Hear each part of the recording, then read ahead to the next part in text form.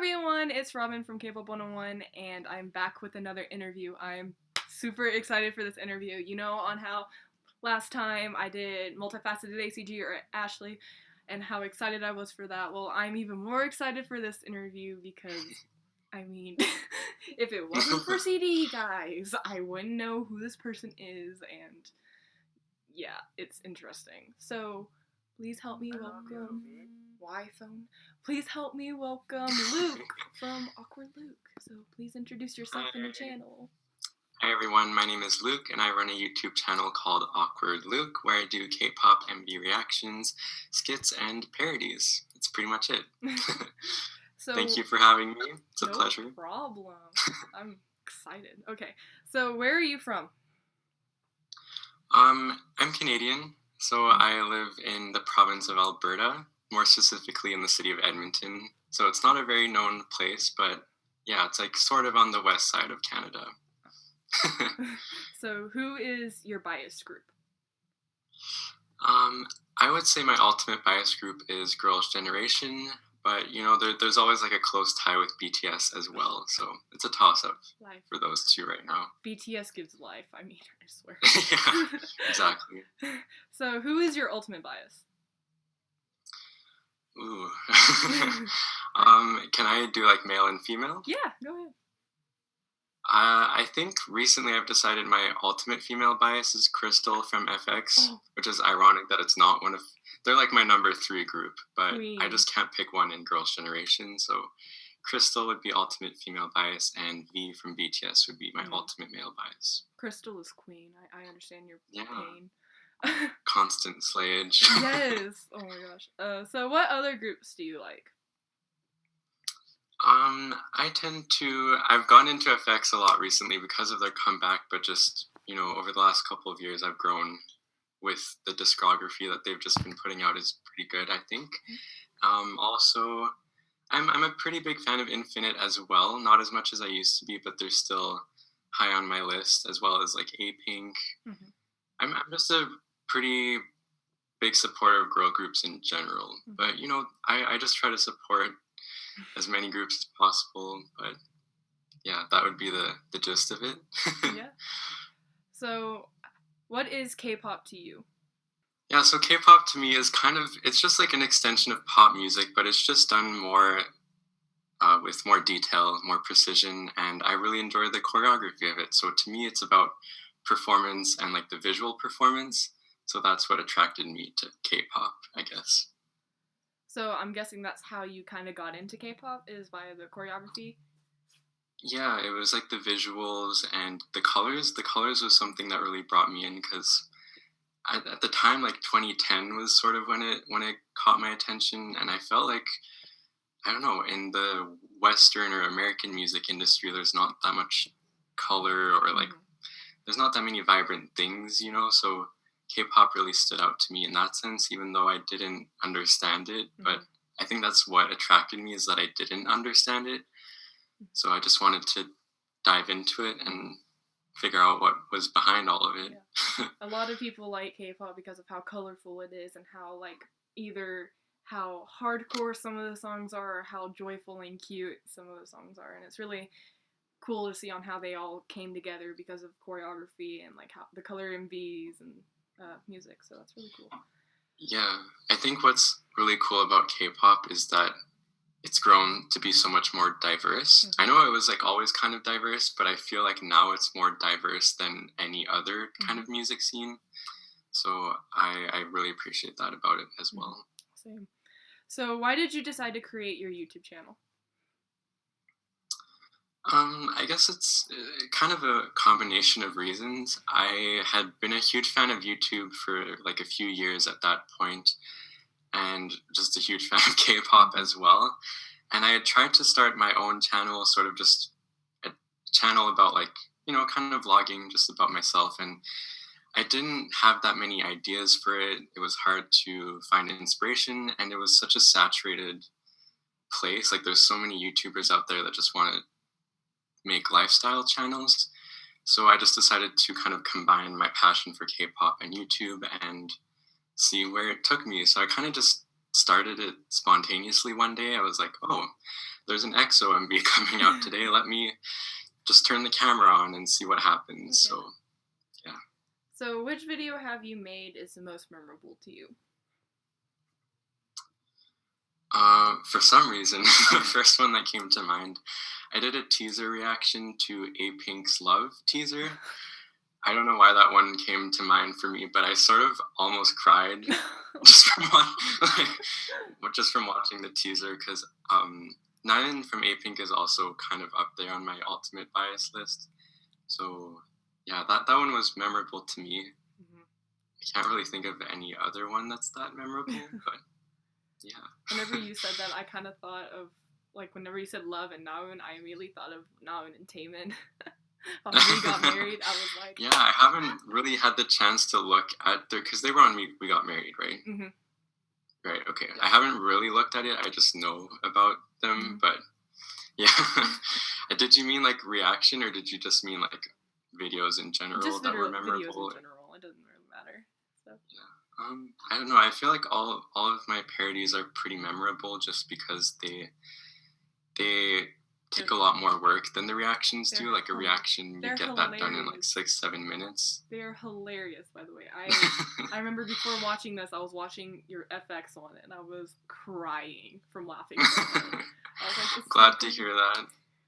I feel like some people would have the complete opposite reaction of being like, X out of this window, that was dumb. But I'm glad that it had that effect on you. Yeah. A lot of I guess I don't know. With me, I like watching like people that do parodies of K-pop songs and stuff like that. And not a lot of YouTubers do that. So whenever I saw that you do that, I got really happy, and I can't remember which one I watched. I think it was Red Light. The first one I watched was Red Light, and I was like, subscribe. I would immediately subscribe. I like you. So, thank you. You're welcome. Yeah, I don't know. It's something that's really fun, even though I'm not like a professional at it, but like you said, not that many people in the K-pop scene do it. So I think that even though they're not top notch, like people still appreciate it. So I'm happy that people, respect that and don't bash it. So. So that is everything that we wanted to get to know a little bit about Luc. So Luc, what I'm going to do is I'm going to add some of my favorite videos from your channel, and I'm going to add them right here. So here they are.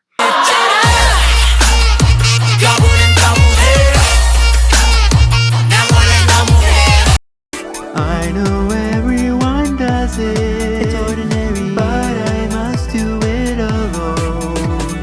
I hear you sit next to me. Didn't think I'd have to deal with you. There are 4 stars. Why'd you sit near? There are 4 stars. Wasn't that clear? And I want you to see it. Just kidding. So if you recall, 2 seconds ago I said I was only gonna say hi, right? But V ruined that right off the bat. He was the first one, and if you didn't know, V is my bias. He's kind of my favorite male K-pop idol. So I get to the table, he sees me, and he's like, hey, what's up? I don't know if he was just happy to see a guy. I might have been the first guy that he saw at that event. So I think he was like, hey, what's up? Trying to be all chummy and whatnot. Caught me off guard, so I was just like, hi. I had no expectations of this. The staff had kind of told us, this is all in English. They aren't that fluent, so I wondered maybe they won't say anything at all. But I walk up and right away, hey, what's up? And he said, how are you? And I said, good, how are you? And he was like, good. And then this was the awkward part. I tried to... I was still standing in front of him, and I didn't want to be silent. So I was like, turn up. And he didn't notice. And I literally did this like an awkward 12-year-old pre-pubescent teen. I need to put this louder. Okay, daydreaming, sorry, I'm stuttering. Daydreaming about girls. Oh wow, he got slapped though. That's not right. Here's the thing, I just don't care. When I see my haters, I just laugh at them like ha ha ha. Sipping my tea, what's good, Miley? Think you clever, think you better, I ain't here for you.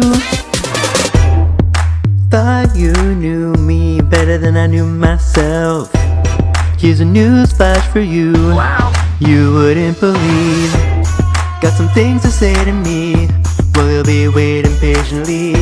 Blowing up my S&S, kissing ass, but I won't give in easily. I've been doing nothing since the first day. I ain't waiting for you to ruin all the good things I got going on. Can't you take a look back at your life? It's no better, mine is no better, nobody's better. You think you're real? You think you're real? I'm looking at you, bruh, you ain't cooler than me now. So now that you guys have seen my favorite videos from Luc's channel, let's ask him some questions about how he makes his videos and what he does. So, what made you decide to make parodies of songs? I think it honestly came from being inspired from other YouTubers. Like, I used to watch a lot of parodies of just, you know, American music, like Katy Perry parodies or Lady Gaga parodies, and I just enjoyed seeing people put effort into that, and it's fun to bring a new perspective or put a new light on something that is already existing. And it just makes me feel like I can bring something fresh and new to the scene, I guess. Don't really know how to say that, but yeah, it gives me joy to write stuff. I get happy when I write stuff, so yeah, that's basically why I did it. The first one I actually did was in relation to kind of the whole SM situation last year. That was the first one that I made a parody about, called like "Go Home, You're Drunk" SM. So it started with that, and then people liked it, so I decided to keep doing it. So can you explain the process it takes to make the parodies? There's a lot of different steps, I guess, but the first thing I do is I usually will pick a song that I genuinely enjoy to start off with, and I just listen to it, and I try to go through different branches in my head of where I can go with a different idea.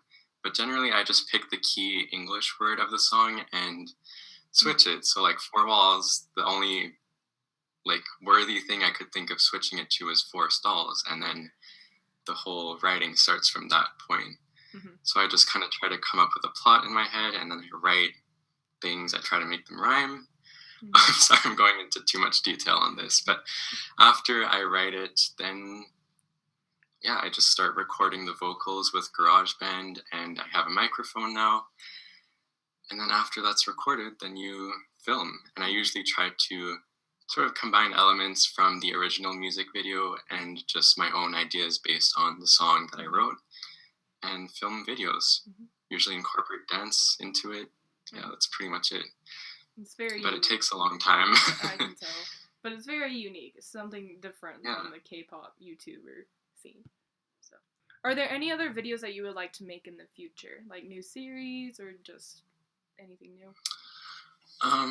Eventually I'd like to dive a bit more into Korean culture videos. I know that there are already a lot of YouTubers that do that as well, but I think my kind of not end goal, but one of my goals is to sort of introduce people to Korean culture through K-pop, because I think that learning about a culture is very rewarding. And I mean, getting into K-pop is very rewarding as well, and you can learn from it, but I think it's also important to kind of pay homage to where it came from. So I'd really like to, sort of return the favor that I feel like I've been enlightened by learning about a new culture, and I'd like to, pay homage to that culture and bring it to other people as well, if that makes sense. So hopefully just introduce people to Korea and the culture when I'm there someday. Yeah. So, since your YouTube name is Awkward Luc, what was the most awkward moment you had on your YouTube channel?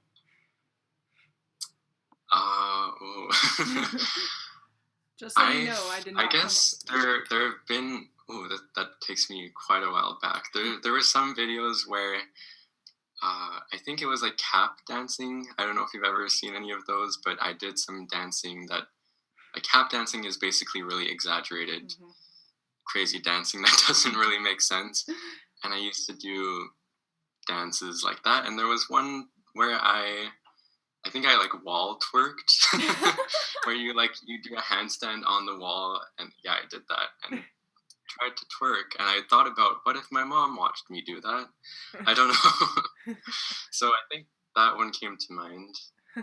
The other day while I was filming the FX4 Walls parody, my pants ripped, and I didn't get to put it in the video, but hopefully I'll put it somewhere.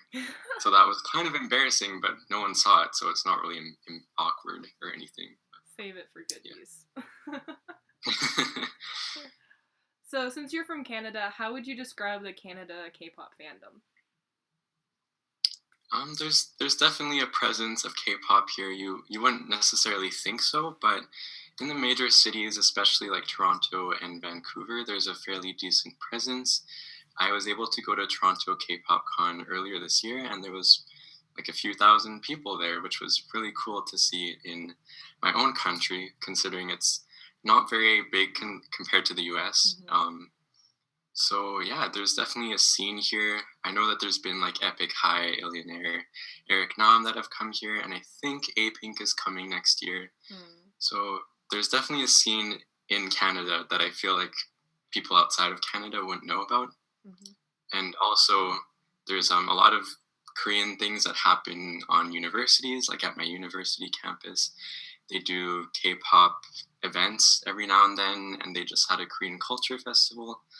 So there's definitely a presence for it here. Currently jealous because I live I live 6 hours away from Dallas. There's like nothing here, and everything that either happens in Dallas or Houston. So I'm just like, you know, there are I feel you. Yeah. Like, there's never been a concert here, but I understand that, like, I'm pretty lucky that there's still a community here to get involved with, I guess, with my university. But yeah, I'm still I'm jealous of big cities like LA that get things like I think every 2 everyone's weeks. jealous of it. Oh, everyone's jealous of LA. I think so. Yeah. It's just and like my whole thing. Well, the one thing I'm grateful about is that one of the big entertainment or organizers for K-pop concerts in Canada and the U.S.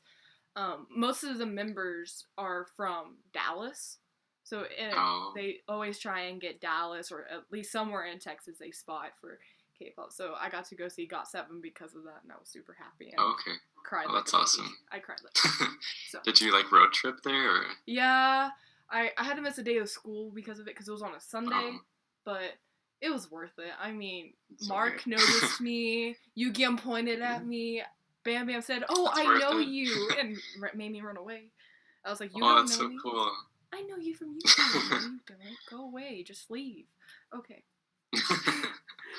So there have been a lot of comebacks at the beginning of November, but there are many more to come, to where November is now called the month of K-pop Slayage. What comeback are you looking forward to the most?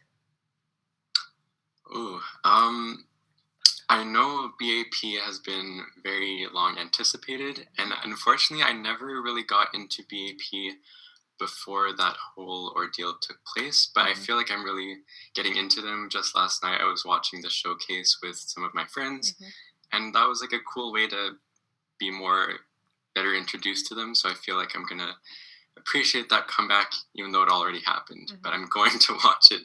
Also EXID I'm really excited for. I don't really know what they're going to do with it, so that's exciting. And BTS, of course, is probably the one I'm most excited for. I think everyone's excited. I don't know. I'm excited for all of the major comebacks like iKON, and I can't remember what else is going on, but yeah.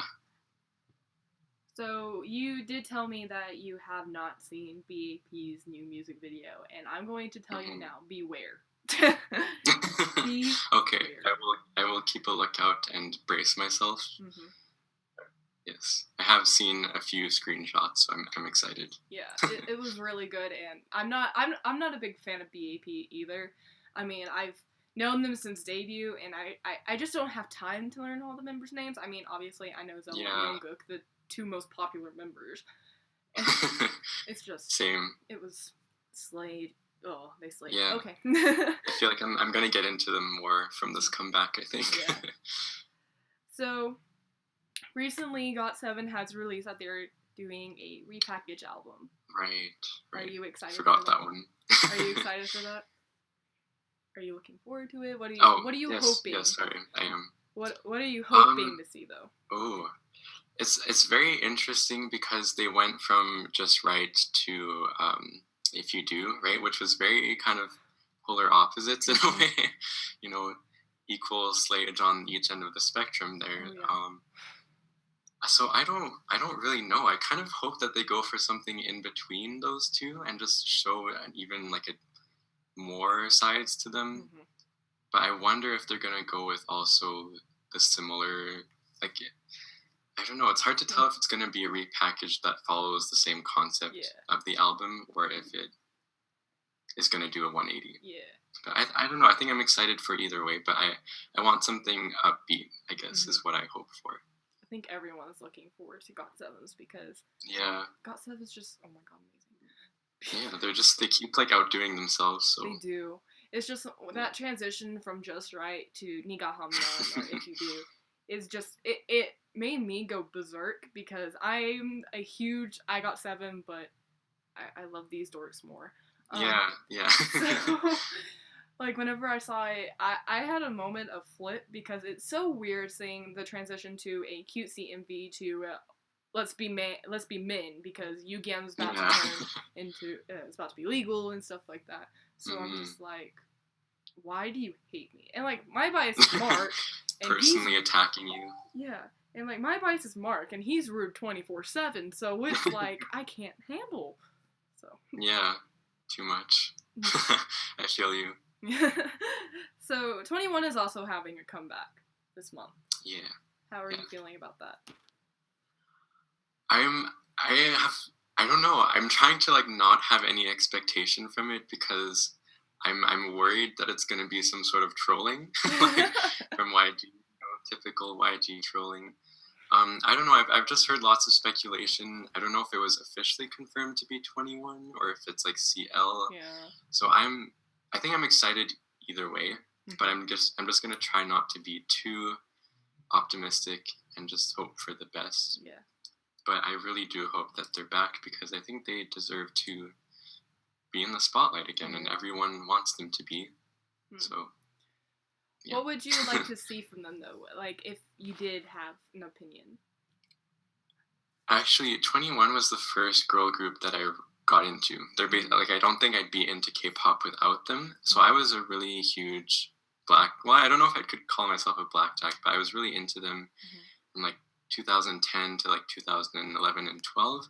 And I still really liked them, but I feel like they had a very electronic sound, and it went a little more towards like a more dubsteppy, grungy, like not dubsteppy, but so I still liked it, but not as much as their older stuff. So for me, just my personal preference would be to see them go back to a more electronic pop, like reminiscent of their debut. Yeah. But maybe that's just me. See, I remember whenever, because I've been into 21 for a while as well. I really, I liked their old stuff, but whenever they released Missing You, that, I was like, life. It gives me life, because Minzy is just, oh my. So, yeah. Yeah, I feel like I need to, go through all of their more recent comebacks, because I feel like I didn't really appreciate them enough at the time. Yeah. So I feel like I'll have to binge it again. Same. I have the same, mental for BAP right now, So that is all of the questions that I have for you, Luc. Thank you so much for joining. And everyone be sure to thank you. Everyone be sure to go subscribe to him if you haven't, because he's really awesome and does amazing skits, parodies, and MV reactions. And any last words that you have to say? I just want to say thank you again for having me and taking the time and the interest to talk to me, and also thank you to everyone that watches my videos.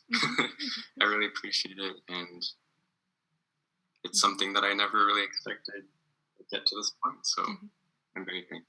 Thank you. So I hope you guys enjoyed it. Be sure to subscribe, become a #1 today, and I'll see you all in the next video. Annyeong!